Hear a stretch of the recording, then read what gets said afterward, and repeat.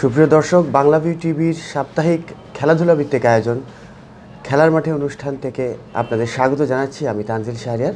আর আজকে আমাদের এই অনুষ্ঠানে অতিথি হিসেবে উপস্থিত আছেন সিলেট ক্রিকেটার্স অ্যাসোসিয়েশনের সভাপতি এবং সিলেট বিভাগীয় দলের সাবেক ম্যানেজার জনাব রেজাউল করিম নাচন। আসসালামু আলাইকুম। রেজাউল করিম নাচন, আপনাকে স্বাগত জানাচ্ছি আজকের অনুষ্ঠানে। আর সুপ্রিয় দর্শক, আজকে আমরা অনুষ্ঠানে কথা বলবো আন্তর্জাতিক, জাতীয় এবং স্থানীয় পর্যায়ের ক্রিকেট নিয়ে। তো শুরুতে আন্তর্জাতিক পর্যায়ের ক্রিকেট নিয়ে একটু কথা বলতে চাই। আজকেই বাংলাদেশ কলকাতায় যে পিঙ্ক টেস্ট যেটি হলো, ডে নাইট টেস্ট, সেখানে ইনিংস এবং 46 রানের ব্যবধানে হারলো। এবং আগের যে টেস্ট ম্যাচটা ছিল ইন্দোরে, সেখানেও বাংলাদেশ খুব একটা ভালো করতে পারেনি। সে ম্যাচেও বাংলাদেশ ইনিংস এবং 130 রানের ব্যবধানে হেরেছিল। এই পারফরমেন্সটাকে আপনি কিভাবে মূল্যায়ন করবেন? ধন্যবাদ।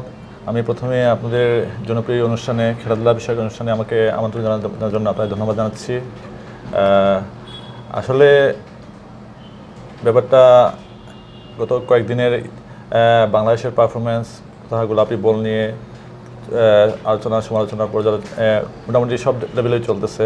তো আমি যেটা মনে করি, আমার যেটা যে বাংলাদেশের এই গোলাপি বলে খেলার মতো প্রস্তুতি তেমন ছিল না। এই হুট করে এই খেলা যাওয়ার মতো, মানে আরেকটু সময় নিয়ে গেলে, গোলাপি বলে প্র্যাকটিস করে গেলে হয়তো আমাদের জন্য ভালো হতো। আর সবচেয়ে বড় যেটা জিনিস হচ্ছে যে আপনারা কিন্তু জানেন যে ভারতকে সেম অস্ট্রেলিয়া 2015 সালে 6 মাস আগে আমন্ত্রণ জানিয়েছিল যে 6 মাস সময় নিয়ে গোলাপি বলে টেস্ট খেলার জন্য, কিন্তু ভারত তখন প্রত্যাখ্যান করেছিল, তাদের প্রিপারেশন নাই বলে।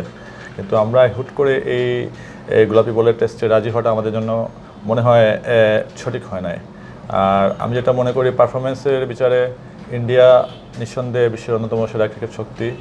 ভারত থেকে ওদের মাঠে গিয়ে টেস্টে জিতে আসা সত্যি অনেক দুর্ভোগ কাজ। সেই দিক বিবেচনা করলে আমাদের পারফরমেন্স খুব একটা খারাপ হয়নি। আমি মনে করি যে গোলাপি বলের এই টেস্টে অনেক প্রেশার, অনেক ভালো ভালো প্লেয়ার ছিল না টিমে। ওভারঅল প্রথম ম্যাচ হিসেবে খারাপ হয়নি এটা।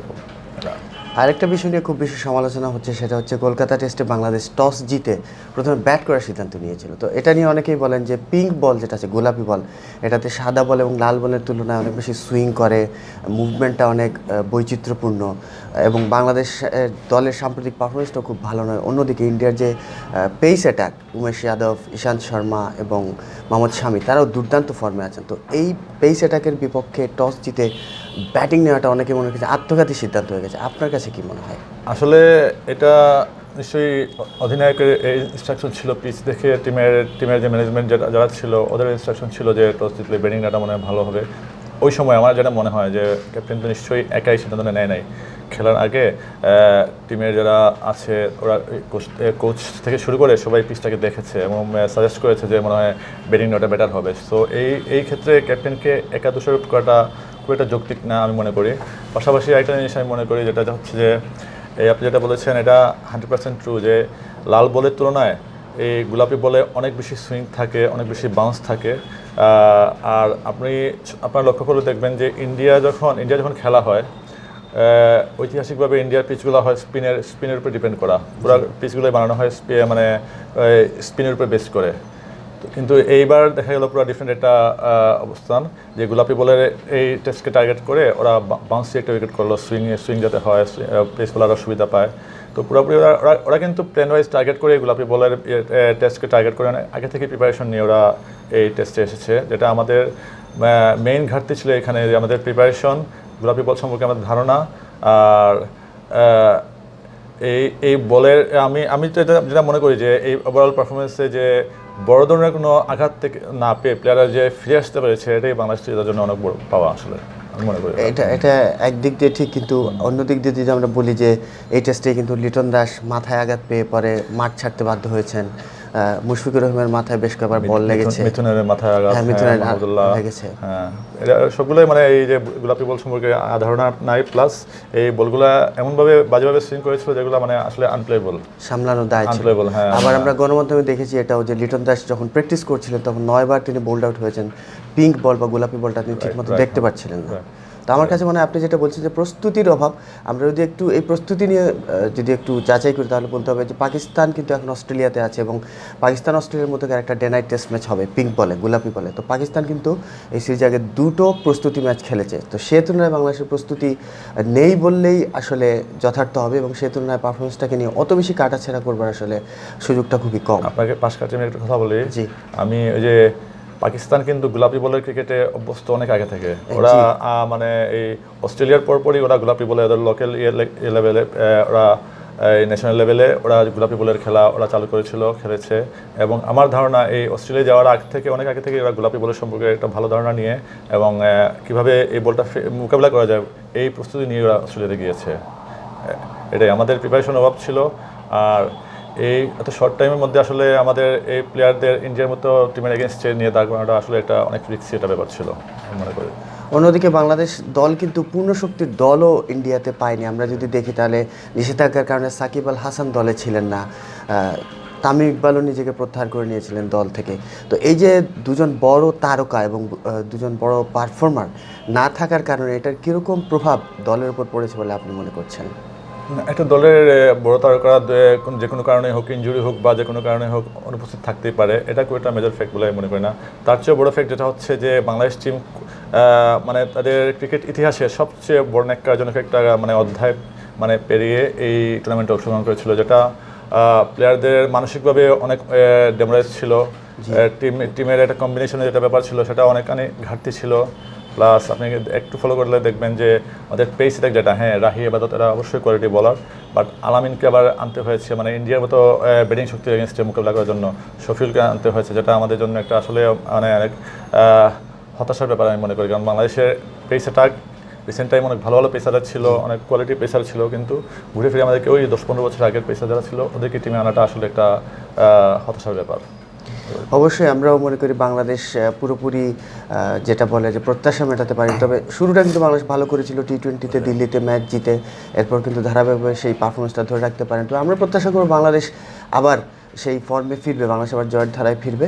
তো আন্তর্জাতিক ক্রিকেট থেকে এবার চাইবো একটু আমরা আমাদের যে জাতীয় পর্যায়ের ক্রিকেট আছে সেখানে নজর দিতে। সেখানে কিন্তু আমাদের সিলেটের জন্য একটা বেশ গৌরবজনক একটা ঘটনা এবছর ঘটেছে। সেটা হচ্ছে সিলেট বিভাগীয় ক্রিকেট দল টায়ার 2 থেকে এবছর টায়ার 1-এ উন্নীত হয়েছে। তো এটা অবশ্যই সাধুবাদ পাওয়ার মতোই একটা ব্যাপার। তো এই সিলেট দলের পারফরমেন্সটাকে সামগ্রিকভাবে আপনি কীভাবে মূল্যায়ন করবেন? অবশ্যই আমাদের সিলেটের ক্রিকেটের জন্য এটা অনেক বড় একটা পাওয়া। আপনারা জানেন যে দীর্ঘদিন ধরে সিলেটের আমরা মানে জাতীয় লিগে যেটা হয় জাতীয় পর্যায়ের খেলা, আমরা সিলেট প্রতিবারই মানে একদম তলানিতে থাকি। আমাদের ভালো ভালো প্লেয়ার ছিল, কিন্তু আমরা তারপরও মানে রেজাল্ট আমাদের আসতো না, এটা আমাদের জন্য খুবই দুর্ভাগ্যজনক ছিল। তো আমি এবারের পারফরমেন্সের ক্রেডিট দিতে চাই ফুললি যে দেরিতে হলেও ক্রিকেট বোর্ড যেটা রিয়েলাইজ করেছে যে বিভাগীয় কোচ সিলেক্টের ব্যাপারে এক্স ন্যাশনাল প্লেয়ারদের মূল্যায়ন করেছে। যেমন রাজেন সালেকে মেইন কোচ হিসেবে দিয়েছে, নাজমুল হোসেন অ্যাসিস্ট্যান্ট কোচ থাকায় এই দুজনের মূল ক্রেডিটটা আসলে এই দুজনেরই। এই দুজন দীর্ঘদিন ধরে সিলেট বিভাগীয় দলে খেলেছে, ওরা জানে যে বাকি প্লেয়ার যারা আছে ওদেরকে নিয়ে কীভাবে খেলাতে হবে, ওদের পারফরমেন্সটা কীভাবে বের করে আনতে হবে, এই জিনিসটা ওদের খুব ভালো জানা ছিল। বিশেষ করে রাজেন সালে গত প্রায় 15-20 বছর ধরে সিলেট টিমের সাথে আছে এবং সিলেট টিমের বাকি প্লেয়ারদের সম্পর্কে খুব ভালো ধারণা। কী কারণে সিলেটের রেজাল্ট আসতো না সেটা খুব ভালো ধারণা ছিল। এবং আমরা এবার প্রতিটি ম্যাচ বাই ম্যাচ দেখেছি যে প্লেয়ারদের উন্নতি, প্লেয়ারদের কনফিডেন্স এবং লঙ্গার ভার্সনে খেলার মতো এনার্জি এবং ধৈর্য প্লেয়ারদের মাঝে বিল্ড আপ করাটা, এটাও একজন কোচের জন্য খুবই জরুরি। আমি মনে করি যে ক্রেডিটটা মেইনলি কোচদের প্রাপ্য, আর পাশাপাশি নতুন প্লেয়ারদের সুযোগ করে দেওয়ার যে ক্রেডিটটা এটাও আসলে কোচদের প্রাপ্য। হ্যাঁ, এটাও কিন্তু আমরা বলতে চাই এবছর কিন্তু সিলেটের ইয়াংস্টার যারা তরুণ ক্রিকেটার তারা বেশ কয়েকজন ভালো পারফর্ম করেছেন। মৌলভীবাজার জেলার থেকে আসা রুয়েল আহমেদ, তিনি কিন্তু একটা ম্যাচে 13 উইকেট পেয়েছেন। রেজাউর রহমান রাজা, তিনি একটা ম্যাচে 5 উইকেট পেয়েছেন। আসাদুল্লাহ গালিব একটা ম্যাচে 50 করেছেন। তো তরুণদের পারফরমেন্স যদি বলি তাহলে বেশ ভালো ছিল। এই তারুণ্য এবং অভিজ্ঞতার মিশেলে দল গড়লে আমার মনে হয় যে দলের পারফরমেন্সটা বেশি ভালো হয়। আপনার ব্যক্তিগত মতামত কি?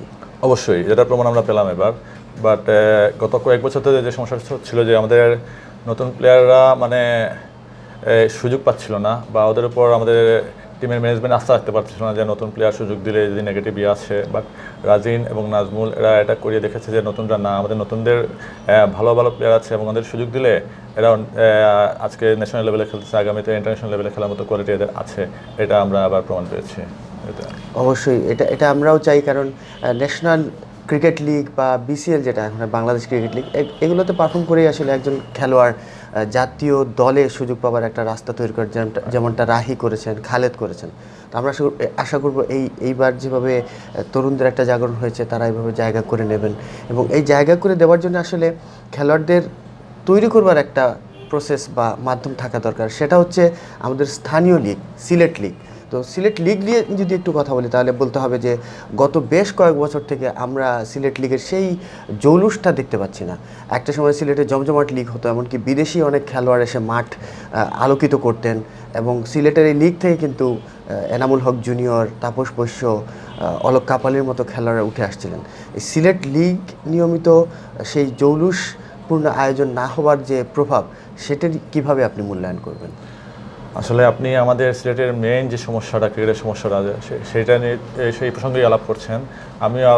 আমরা যেটা রিয়েলাইজ করি যারা আমরা সিলেটের ক্রিকেটের সাথে কাজ করি, আমাদের সিলেটের ক্রিকেটার, নতুন ক্রিকেটার বেরিয়ে না আসার মেইন কারণটাই হচ্ছে স্থানীয় লিগগুলো নিয়মিত না হওয়া। আমাদের সেকেন্ড ডিভিশন এবং ফার্স্ট ডিভিশন স্কুল লিগ যেগুলো আছে এগুলা নিয়মিত হয় না, মনে করেন এমন যায় 2 বছর 3 বছর লিগগুলো হচ্ছে না। আর যেগুলো যখনই হয় লিগটা একটা কোয়ালিটি হয় না, মানসম্মত লিগ হয় না, পুল পোতা করে মনে করেন যে প্লেয়ারদের পারফরমেন্স করার সুযোগটা কমে আসে। আপনি মনে করেন সাপোজ একটা ছেলে গ্রামের থেকে গ্রামের ছেলে, একটা ছেলে ও যে ওর ক্যাপাবিলিটি আছে, ভালো প্লেয়ার, এটা শো করার কোনো সুযোগ নাই। সেকেন্ড ডিভিশন খেলা হচ্ছে না, ফার্স্ট ডিভিশন খেলা হচ্ছে না বছরের পর বছর। প্লাস যদি খেলা যদি হয়ও, মনে করেন যে তখন দেখা গেল যে একাডেমিগুলো ক্লাবগুলোকে নিয়ে নেয়, যে কারণে একটা গ্রামের ছেলে বা বাইরের ছেলে যাদের যোগ্যতা আছে তারাও সুযোগটা পায় না, নিজেদের মেলে ধরার যে যেটা আছে প্ল্যাটফর্মরা পায় না। তো আমরা আশা করি যে পরিবর্তন এসেছে সিলেটের ক্রিকেটে এবার। তো এটা আমাদের স্থানীয় লিগে, স্কুল লিগে, এইজ লেভেলে, সব লেভেলে এটা ছাপ পাওয়া যাবে আমি আশা করি। আরেকটা বিষয় নিয়ে এখানে কথা বলতে চাই, সেটা হচ্ছে আপনি আপনার কথা উল্লেখ করছেন পুল সিস্টেম বা পুল প্রথা। তো দেখা যায় সিলেট লিগে পুলের কারণে এমন হয়েছে গত কয়েকটা মৌসুমে যে জাতীয় লিগে খেলা একজন খেলোয়াড় সে দল পাচ্ছে না, কারণ হচ্ছে সে পেস বোলার, বা সিলেটের যে উইকেটগুলো করা হয় সেখানে স্পিনারদের বেশি প্রাধান্য থাকে, বা উইকেটগুলোতে স্পিনিং ট্র্যাক বেশি থাকে। তো সেই কারণে জাতীয় লিগে খেলা একটা পেস বোলার কিন্তু দল পাচ্ছে না, এরকম ঘটনা ঘটেছে। তো এই পুল প্রথা বা পুল সিস্টেম নিয়ে আপনার মতামত কী? আমি এটাই অবশ্যই একটা মানে সিলেটের ক্রিকেটের যদি উন্নতি করতে হয় পুল প্রথা প্রথমে উঠাতে হবে। কারণ হচ্ছে আপনি দেখেন যে সিলেটের যে লিগটা হয় মাত্র 2-3টা দল ছাড়া বাকি দলগুলা, বড় দল ছাড়া কেউ মনে করেন যে ভালো মানের দল গঠন করে না, গতানুগতিক দল করে। তো যে 2-3টা ভালো দল করে ক্লাব, এদের মধ্যেও মনে করেন যে একটা থাকে যে পুলের 3জন বা 4জন প্লেয়ার নিল, বাকিটা নর্মাল প্লেয়ার দিয়ে করে ফেললো। আপনি যেটা বলছেন সেটা হচ্ছে মনে করেন সাপোজ পুলে 20 জন প্লেয়ার আছে, 3টা ক্লাব দল করলো, বাকি পুলে যারা প্লেয়ার আছে এরা অনেকেই আসলে মনে করেন যে খেলার সুযোগটা পর্যন্ত পায় না, এরকম সিচুয়েশন চলে আসে। তো এটা আমাদের ক্রিকেটের জন্য অবশ্যই ক্রিকেট উন্নতি করতে হলে পুল প্রথা অবশ্যই পরিবর্তন করতে হবে। কারণ সিলেটে যারা ক্রিকেট খেলে এরা কিন্তু কি ক্লাব লেভেলের লিগে টাকার জন্য বা পারিশ্রমিকের জন্য এরা খেলে না, জাস্ট নিজেদের কন্টিনিউ করার জন্য এবং পারফরমেন্স করার জন্যই খেলে থাকে। খুব কমই আছে প্লেয়ার যারা পারিশ্রমিকের জন্য সিলেট লিগে অংশগ্রহণ করে। আচ্ছা, আরও একটা বিষয় হচ্ছে যে গত বেশ কয়েক বছর থেকে আমাদের সিলেটে দেখতে পাচ্ছিলাম আমরা যে সিলেটের বাইরের খেলোয়াড়দের অনুমোদন দেওয়া হচ্ছিল না। গত বছর দেওয়া হয়েছে এবং বেশ কয়েকজন আন্তর্জাতিক এবং জাতীয় পর্যায়ে খেলা ক্রিকেটার এসে খেলেছেন। তো এই যে আন্তর্জাতিক পর্যায়ে ভালো খেলা বা এই যে আন্তর্জাতিক মানের একজন পারফর্মারকে চোখের সামনে থেকে দেখা, তার সঙ্গে ড্রেসিং রুম শেয়ার করা, মাঠে তার সঙ্গে খেলা, এটার যে একটা অভিজ্ঞতা আছে, এটা একজন ক্রিকেটারকে সামনের দিকে এগিয়ে নিতে কতটুকু ভূমিকা পালন করে বলে আপনি মনে করেন? অবশ্যই যদি আন্তর্জাতিক মানে একজন প্লেয়ার কোনো দলে থাকে, সেটা টিমের বাকি যারা আছে অনেকে ইয়াং থাকে, ওদের জন্য একটা ইন্সপিরেশন হয়ে থাকে। ওরা ওই প্লেয়ারের কাছ থেকে অনেক টিপস নিতে পারে, ওই প্লেয়ারকে দেখে অনেক নিজেকে আরও ভালো করে করতে পারে, পারফরমেন্স করতে পারে। তো আমি মনে করি যে 1জন বা 2জন ফরেন প্লেয়ার কোটা রাখা যেতেই পারে, এটা আমাদের ক্রিকেটের জন্য ভালো হবে রাখলে। আরেকটা বিষয় এখানে আমরা কথা বলতে, উনি যেরকমটা বলছেন সিলেট লিগ নিয়ে, এই মুহূর্তে কিন্তু সিলেট জেলা স্টেডিয়ামে দ্বিতীয় বিভাগ ফুটবল লিগ চলছে। তো অনেকেই কিন্তু প্রত্যাশায়, বিশেষ করে নবীন ক্রিকেটার যারা আছেন তারা কিন্তু প্রত্যাশায় বুক বেঁধে আছেন যে ক্রিকেটটা আবার শুরু হবে, প্রথম বিভাগ এবং দ্বিতীয় বিভাগ ক্রিকেট লিগ। তো এই ক্যালেন্ডারটা নিয়ে আপনার মতামত কি? আমি একটু সময় নিচ্ছি আপনার কাছে। যেটা আমরা যদি পিছনে ফিরে থাকি, আপনি যেটা বলছেন প্রথমেই, আমাদের এই যে একটা সময় আমার সৌভাগ্য হয়েছিল 2003-04, 2004-05 মৌসুমে সিলেট বিভাগীয় ক্রিকেট দলের দায়িত্ব আমি ছিলাম। তো তখন সিলেটের ক্রিকেটে ছিল স্বর্ণযুগ। মনে করেন সিলেটের জাতীয় দলের 6 জন প্লেয়ার ছিল, এনাম, তাপস, অলোক, রাজিন, শান্ত, নাজমুল। এছাড়াও এই দলের প্লেয়ার ছিল পারভেজ ভাই, তান্না, হিমেলেরা ছিল। তো মোট কথা সিলেটের স্বর্ণযুগ ছিল ক্রিকেটের তখনই। তো আমি যেটা বলতে চাচ্ছি যে প্লেয়ার তখন সিলেটে এই জাতীয় লেভেলে প্লেয়ার বের হয়ে আসার মেইন এর কারণটাই ছিল যে জমজমাট লিগ। আমাদের ফার্স্ট ডিভিশন এবং সেকেন্ড ডিভিশনটা খুবই জমজমাট হতো, যে কারণে ওই লিগ থেকে কিন্তু প্লেয়াররা বেরিয়ে আসতে পারতো। এবং ওই লিগগুলো জমজমাট হয় আমাদের সিলেটের ক্রিকেট জাতীয় লেভেলে সবসময় একটা ভালো ভূমিকা রেখে আসছিল প্লেয়ার সাপ্লাইয়ে। আর একটা সময় গত 10-12 বছর ধরে দেখবেন যে আপনি যে আমাদের লিগগুলা নিয়মিত হচ্ছে না, আর যেটাই হচ্ছে এটা মানসম্পন্ন হচ্ছে না। কোনো কারণে দেখবেন যে মানে গ্রুপ লিগ, আবার কখনো কখনো মানে বৃষ্টির সিজনে খেলা, যেটা মনে করেন যে একটা প্লেয়ারের জন্য পারফরমেন্স করা রিলি ডিফিকাল্ট হয়ে যায়। তো আমি মনে করি যে আমাদের আপনি যেটা বলছেন যে এই নভেম্বর মাসে সেকেন্ড ডিভিশন ফুটবল লিগ শুরু হয়েছে, আমি অবশ্যই ফুটবল লিগের পক্ষে। সব খেলা হোক, ফুটবলও হোক, সব ধরনের খেলা হোক স্টেডিয়ামে, বাট পাশাপাশি যে সিজনে যে খেলাটা মানায় সেটা দিকে গুরুত্ব দেওয়াটা আমাদের উচিত। ফুটবল রেনি সিজনে করা যায়, এখনও করুক, সমস্যা নাই, বাট ক্রিকেটটাও আমাদের এখনই একটা দলবদলের ঘোষণা না দিলে, এখন নভেম্বর মাস চলে যাচ্ছে, কবে ফার্স্ট ডিভিশন হবে, কবে সেকেন্ড ডিভিশন হবে, কবে দলবদল হবে, এটা আসলে একটা চিন্তার বিষয়। এই জিনিসটা আমাদের সবার আগে খেয়াল রাখতে হবে যে আমাদের লিগটা যাতে নিয়মিত হয়। অবশ্যই। আর আরও একটা জিনিস জানতে চাইবো আপনার কাছে, যেহেতু আপনি সিলেট ক্রিকেটার্স অ্যাসোসিয়েশনের সভাপতি, তো আপনার সিলেট ক্রিকেটার্স অ্যাসোসিয়েশন থেকে জেলা ক্রীড়া সংস্থার সঙ্গে এই ক্রিকেটের লিগ আয়োজন নিয়ে কোনো রকমের আলাপ আলোচনা হয়েছে কিনা, বা কোনো দাবি দেওয়া আপনারা জানিয়েছেন কিনা, বা জানিয়ে থাকলে জেলা ক্রীড়া সংস্থা থেকে আপনাদের সঙ্গে কীরকম অগ্রগতি হয়েছে সেটা? আসলে আমাদের ক্রিকেটার অ্যাসোসিয়েশন যেটা, এটা হচ্ছে আমাদের কাজটাই হচ্ছে যে ক্রিকেটারদের যে দাবি দেওয়া যেটা আছে, ন্যায্য দাবি দেওয়া, সেটার পক্ষে কথা বলা। তো এই আমাদের প্রায় প্রতিটি সিজনে, ক্রিকেট সিজনে আমাদেরকে মনে করেন যে এই আমাদের এই ন্যায্য দাবিটার পক্ষে আমাদের মানে কিছুটা হলেও আন্দোলন বলেন আর যাই বলেন, মানে এটা আমাদের করতে হয়, পুশ করতেই হয় মানে আমাদের প্লেয়ারদেরকে। তো আমরা যেটা হচ্ছে আসলে আমাদের ক্রিকেট আনফর্চুনেটলি প্লেয়ারদের বা বর্তমান বা সাবেক প্লেয়ার কারোর হাতে এই স্টেটের ক্রিকেটের নিয়ন্ত্রণ নাই বা স্পোর্টসের নিয়ন্ত্রণ নাই। নিয়ন্ত্রণটা হচ্ছে ক্লাব এবং কিছু ব্যক্তিবিশেষ যাদের স্পোর্টসের প্রতি খুব একটা মানে খুব একটা আগ্রহ আছে বলে আমার মনে হয় না, যারা জাস্ট ক্রীড়া সংস্থা চলে যাচ্ছে এরকম বাট ক্রিকেট যে লিগ হতে হবে এই ধরনের ইন্টেনশন খুব কম কর্মকর্তারই আছে বলে আমি মনে করি। যে কারণে আমাদের সাথে ওনাদের ক্লাব বা মালিকপক্ষ বলেন আর জেলা ক্রীড়া সংস্থা বলেন, একটা সবসময় একটা বৈরী সম্পর্ক হয়। বাট তারপরেও আমরা আশা করি যে ওইখানেও ক্রিকেটের লোকজন যারা আছেন, ক্রিকেটের রিলিশা আছেন, ওনাদের হস্তক্ষেপে এবারও লিগটা সম্মত হবে, এটা আমরা আশা করি। আমরাও আশা করি যে সিলেটের লিগটা আগের মতো জৌলুস ফিরে পাবে এবং নিয়মিত অনুষ্ঠিত হবে। এবং আমাদের সিলেট থেকে একটা সময় রেজাউল করিম নাচন যেভাবে বলছিলেন যে জাতীয় দলে আমাদের একসঙ্গে 5-6 ক্রিকেটার ছিলেন, সেভাবে এখন রাহি এবাদত, খালেদরা আছেন। আমরা চাইব আরও অনেক বেশি ক্রিকেটার যেন সিলেট থেকে জাতীয় দলে বাংলাদেশের প্রতিনিধিত্ব করেন, সেটা আমরা প্রত্যাশা করব। তো বাংলাভিউ টিভির এই সাপ্তাহিক নিয়মিত আয়োজন খেলাধুলার ভিত্তিক অনুষ্ঠান খেলার মাঠে আজকে এই পর্যন্তই শেষ করছি। রেজাউল করিম নাজনকে আমাদের সঙ্গে সময় দেওয়ার জন্য বাংলাভিউ টিভির পক্ষ থেকে আন্তরিক ধন্যবাদ এবং কৃতজ্ঞতা জানাচ্ছি। বাংলাভিউকে ধন্যবাদ আমাকে আমন্ত্রণ জানানোর জন্য। আজকের অনুষ্ঠান এখানেই শেষ করছি। আগামী সপ্তাহের রবিবারে আবারও আপনাদের সঙ্গে দেখা হবে বাংলাভিউ টিভির অনুষ্ঠান খেলার মাঠে। সে পর্যন্ত সবাই ভালো থাকুন, সুস্থ থাকুন। আল্লাহ হাফিজ।